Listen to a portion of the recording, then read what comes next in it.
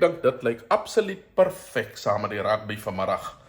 Vriende, welkom en hallo by Kosmeester Kortes. Ja, dis lentetyd en ek is so gelukkig dat ons nou weer 'n slag kan braai en net die lewe kan geniet. En vandag wil ek vir julle ietsie wys wat nogals regtig ietsie baie besonder is. Ons almal weet hoe lekker en geliefd so 'n lamsrib hier in Suid-Afrika is.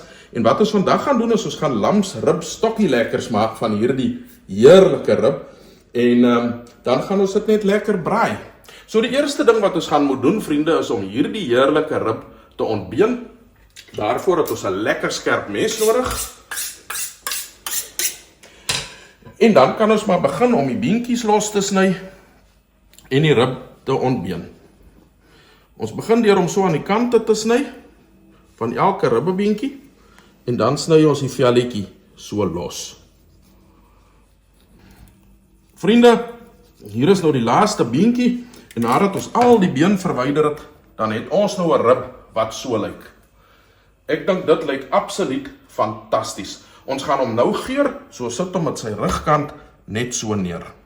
In die tussentyd sit ons van hierdie Susati stokkies in water sodat hulle nie brand wanneer ons vuur maak of die ribbietjie in die oond gaan sit nie. Ons gaan nou hierdie ribbietjie net met lekker sout en swart peper geur met heerlike fyn komyn en koriander. Op die ander kant, en om hom ekstra lekker te maak, gaan ons hom net eenvoudig geur met die braaimeester geur. Ek dink dit lyk absoluut fantasties. Ons gaan nou so 'n vleishamer gebruik en die ribbietjie met die gespykerde kant lekker kap aan beide kante. Nou dat ons die ribbietjie gekap het, gaan ons hom lekker oprol en dan gaan ons hom bymekaar hou met hierdie kleefplastiek.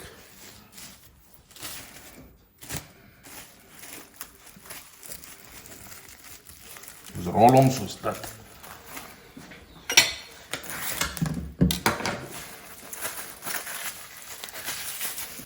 Wat ons nou gaan doen is, ons gaan kyk vir die naad van die lamsrib. Ons kan sien hy lê hierso. En ons gaan nou aan die een kant begin en die kebab sticks van die een kant af deursteek, soos dit.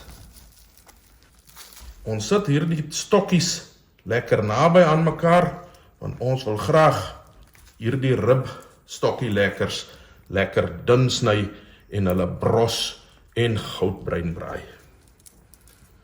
Vriende, nou dat ons die stokkies gedoen het, lyk hy basies so, en ons kan hom nou in wielietjies sny tussen hierdie stokkies.